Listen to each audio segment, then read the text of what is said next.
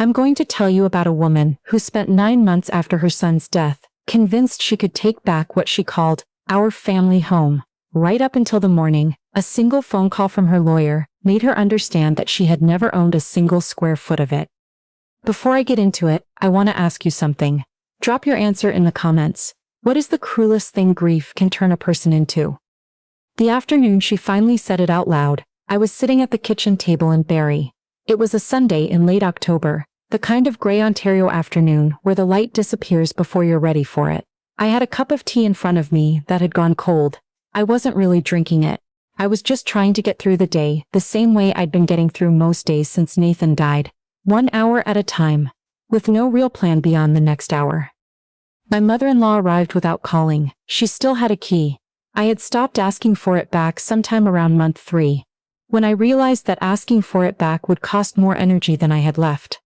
She set a thick manila envelope on the table in front of me and sat down across from me without taking off her coat. That told me everything I needed to know about how she expected this conversation to go. I had my lawyer look at everything, she said. You need to sign these. I looked at the envelope. I didn't touch it. She explained it the way she explained most things, as though the conclusion had already been reached and my role was simply to catch up. The papers were a formal request that I relinquish any claim to the property. The house, she said, belonged to the family, her family. Nathan's name had been on the mortgage. The line of inheritance, in her view, was clear. I looked at her across the table. I thought about all the things I could say. I thought about Nathan, and the way he used to squeeze my hand under the table at family dinners when things got tense, a small pressure that meant, I see it too, you're not imagining it. I thought about the 6 years we had spent building something in this house, in this city, in this life that had ended, so suddenly I still sometimes woke up in the night reaching for him before I remembered. No, I said. She tilted her head slightly, the way she did when she was deciding whether to stay patient. Thea. I'm not signing anything. She sat back in her chair. Then came the things she had been holding for months, maybe much longer, that I had never truly fit in, that Nathan had deserved a different kind of life, that I had no real roots in Barrie, no family, no history, and I should go back where I came from and let her grieve in peace, that keeping the house was selfish, that I was being deliberately difficult. I let her talk. I had learned over 9 months that interrupting only extended things. When she stopped, I said, I understand how you feel, and I'm still not signing. Something shifted in her face. She stood up. She had always been tall, my mother-in-law, and she used the fact of her height the way some people use raised voices. Then get out, she said. Get out of this house. You don't belong here. You never did. Nathan would be ashamed of the way you're behaving. That last sentence was the one she'd been saving. She knew exactly where it would land. I sat with it for a moment, and then something strange happened. The devastation I had been bracing for didn't arrive. What came instead was something much quieter and steadier, something that had been there for a long time, waiting to be useful. All right, I said. I got up from the table and went upstairs. I was gone for about 4 minutes. When I came back down, I had a single canvas bag over one shoulder and my winter coat folded over my arm. My mother-in-law stared at the bag. You were already packed. It wasn't quite a question. I looked at her for a long moment. I've been ready for a while. Then I walked out the front door. I didn't look back. I pulled on my coat in the driveway because the air had that sharp October edge to it, got into my car, and drove. I didn't go far. About 12 minutes away, near the south end of the city, I pulled into the parking lot of a low-rise apartment building on a quiet residential street. I sat in the car for a few minutes with the engine off, listening to it tick as it cooled. My mother-in-law probably thought I was heading to a friend's place. She probably imagined I would cry for a few hours and come to my senses, and that by morning I would be back at the door, ready to sign whatever she put in front of me. She had never quite understood that I was someone who made plans. I had been renting the apartment since May. 1 bedroom, 3rd floor, went $400 a month, reasonable for Barrie, especially given what had been happening to rents across Ontario. I paid for it from my salary at the dental office where I managed patient accounts and scheduling. Every month I transferred the money and said nothing about it to anyone. Not because I was hiding from her, because I had learned, in the months since Nathan died, that grief had done something to my mother-in-law that I no longer knew how to reach across. I had stayed in that house for her sake as much as my own, but I had known, for a long time, that I might eventually need somewhere she couldn't follow. I grabbed my bag and went upstairs. The apartment was small and plain. A second-hand couch, a kitchen table I'd found at a restore in the spring, a philodendron on the windowsill I kept alive through sheer mechanical habit. On the fridge, held up by a magnet from a trip Nathan and I had taken to Prince Edward Island 3 summers ago, there was a photograph. Nathan in front of a red sand beach, squinting into the sun, laughing at something I'd just said. I couldn't remember what it was. I stood in front of that photo for a long time. "I'm sorry," I said quietly. Not for walking out, not for refusing to sign. I was sorry because I had spent 9 months trying to hold together something that had been breaking long before he was even gone. I was sorry because I had believed, somewhere underneath everything, that if I was patient enough and quiet enough, his mother would eventually see me. That she would let me be part of her grief, the way she had never quite let me be part of anything else. I had stayed in that house because I thought she needed me there. I had stayed because Nathan loved her, and because I had loved Nathan, and because love, sometimes, makes you stay long past the point when staying makes any sense. Sitting alone in that apartment, I finally let myself understand something I had been circling for months. She hadn't been asking me to stay, she had been waiting for me to leave. Nathan died on a Wednesday evening in January. He was 41 years old. We had just finished dinner, pasta, nothing special, the kind of meal you make on a Wednesday without thinking about it. When he said he wasn't feeling well, he sat down in the kitchen chair and didn't get up again. Cardiac arrest. That was what the paramedics said. That was what the doctor at Royal Victoria told me in a small waiting room that smelled like recycled air, while I still had dish soap in my hands from the sink where I'd been standing when I heard him fall. He was gone before I had time to understand he was leaving. The weeks after were the kind I won't describe in full because I don't think the words exist. People came to the house. Food appeared on the counter. Cards arrived from people I'd never met who said Nathan had been this way or that, and I nodded and thanked them, and tried to hold myself together long enough to get through each day. My mother-in-law arrived 3 days after the funeral. She drove up from Kitchener with 2 suitcases, and a look on her face that told me she intended to stay. I understood she had lost her only child. There is no grief I can imagine that competes with that. For the first 2 months, I tried. I made tea in the mornings. I kept her room clean. I sat through dinners where she talked about Nathan's childhood as though I hadn't known him at all. As though our 6 years together were a footnote to the real story, which was the story of her and her son. I let things pass that I should not have let pass. But then the papers started. It began slowly. A comment here, a question there. Had I looked into what Nathan's estate covered? Did I know the assessed value of the property? Had anyone explained to me what I was actually entitled to?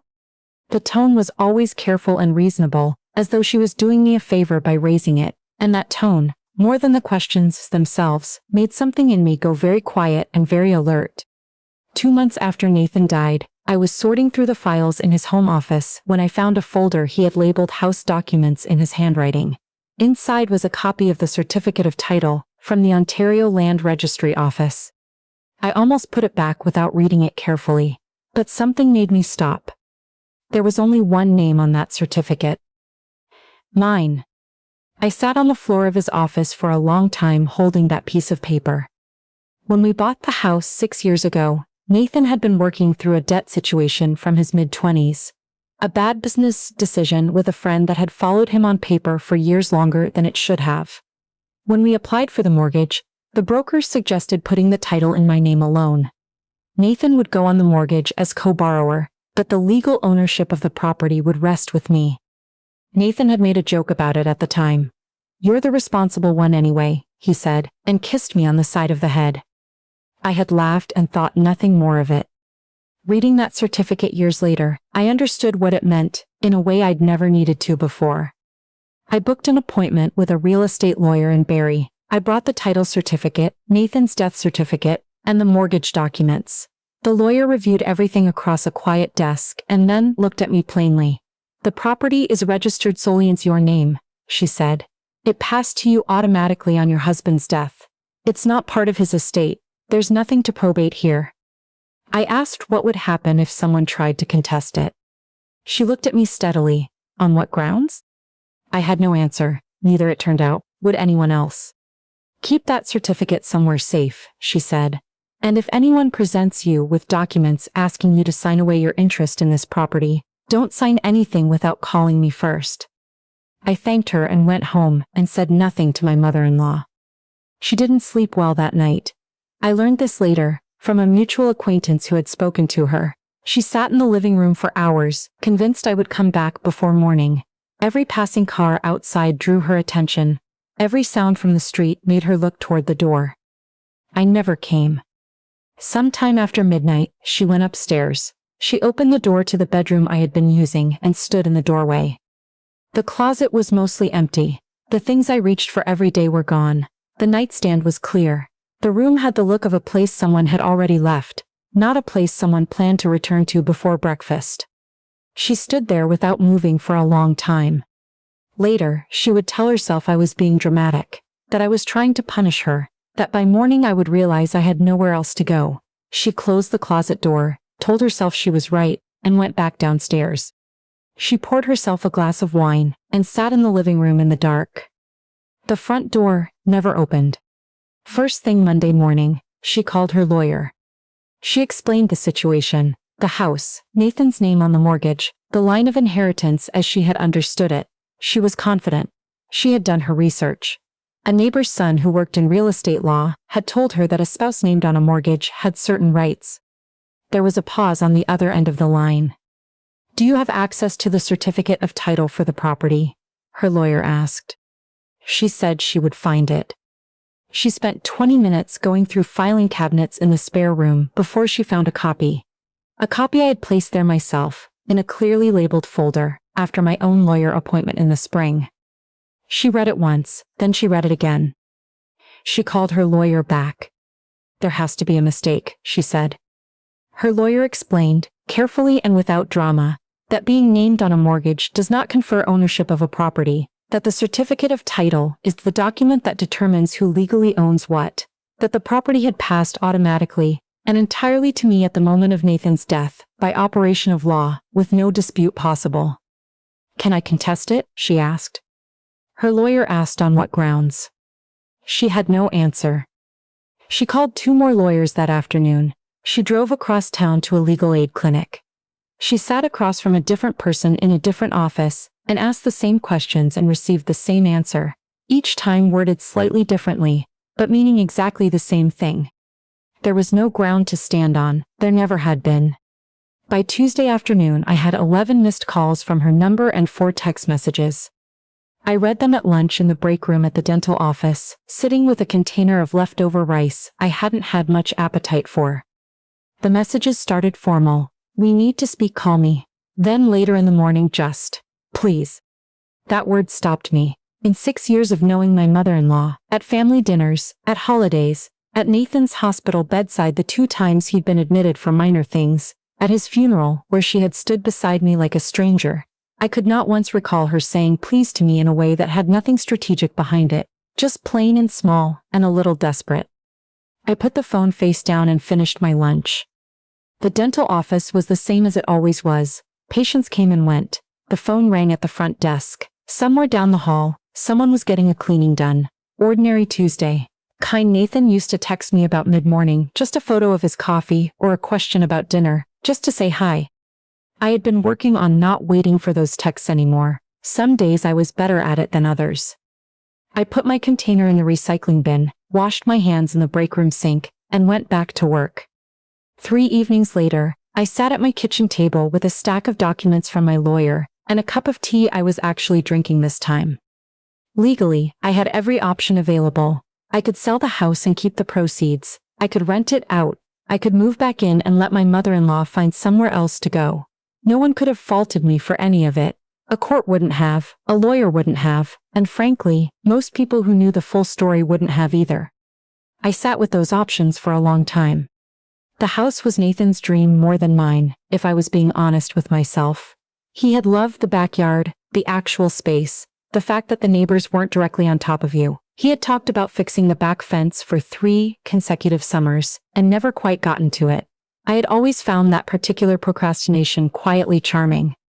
But the house wasn't Nathan. It was wood and drywall, and a yard with an unfinished fence. It was a place. What I had actually wanted, what I had wanted since the first Christmas dinner, where my mother-in-law had looked through me like I was a window, was to walk into a room with her and feel like I had a right to be there, to be welcomed instead of endured, to be her family in some real sense, not just a technical fact of her son's marriage. No legal document could give me that. No outcome in my favor could give me that. I called my lawyer the next morning. I told her to start the sale process. Fair market value, listed in spring when the market was stronger, but begin the paperwork now. And I asked her to help me draft one final document, not a legal filing, a letter, 1 paragraph long, no salutation, no signature. It took me nearly 2 hours to write a single sentence. I went through draft after draft. Eventually I wrote something I couldn't improve on any further, and I stopped trying. I sealed it in an envelope and arranged for a courier to deliver it.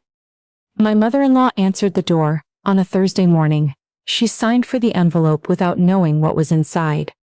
She took it to the kitchen table, the same table where she had put those papers in front of me, the same table where I had said no. She opened it. Inside was 1 sheet of paper, 1 handwritten sentence. I never wanted the house, I wanted a mother. She read it once, she read it again. The kitchen was very quiet. She looked around the room, at Nathan's old coffee mug still sitting on the drying rack because she hadn't been able to put it away. At the curtains Nathan and I had chosen together at a shop on Dunlop Street 3 weeks after we moved in. At the chair where Nathan always sat, which she had been avoiding for 9 months and had never once offered to me. 9 months of pushing and demanding and drawing lines in the sand while we grieved the same person from rooms apart. And all I had ever wanted was for her to see me. She sat at that table for a very long time. The house sold the following May. A young couple from Brampton, both working remotely, looking for space and a slower pace out of the city. They walked through on a Saturday afternoon and made an offer before Sunday evening. I signed the closing documents in my lawyer's office on a clear Tuesday morning in late May and walked out into air that was finally warm, the kind of warmth that feels in Ontario like it's been genuinely earned after a long winter. I walked to my car and sat in it for a moment with the windows down. I had bought myself a 2-bedroom apartment near Kempenfelt Bay. On clear mornings, I could see the water from the kitchen window while the kettle boiled. It was the first place I had chosen entirely for myself, without adjusting anything for anyone else's comfort or proximity or expectations. I liked it more than I had expected to. I didn't hear from my mother-in-law for close to a year. Then, on a Tuesday evening the following April, I came home from work to find a card in my mailbox. No return address, my name on the envelope in handwriting I would have recognized anywhere. Inside no greeting and no signature, just 1 line. I didn't understand what I had lost until it was too late. I'm sorry. I held the card and thought about Nathan. About the way he had believed, even in his most frustrated moments, that the two of us would eventually find some kind of peace with each other, that his mother would soften, given enough time and enough evidence that I was worth softening toward. He had been patient about it in a way I had always found both heartbreaking and admirable. I set the card on the counter. I put the kettle on. I looked out at the bay, where the April light was sitting low on the water, and turning everything a particular shade of gold that Nathan would have pointed out to me if he had been there. He would have said something small and exact about it, something that would have made me laugh. I poured my tea. I wrote no reply. Some apologies come too late to change anything. They arrive not as bridges but as mirrors, and all they can reflect is everything a person refused to see, until there was nothing left to look at but themselves. The water was calm, the light held a little longer than I expected. I stood at the window and I let it. Before you go, I want to know what you think. Was I right to walk away, or should I have stayed and fought harder? Leave your answer in the comments. And if you know someone who's ever been made to feel like a guest in their own life, share this story with them. Sometimes the most important thing a person can hear is that walking away is not the same as giving up.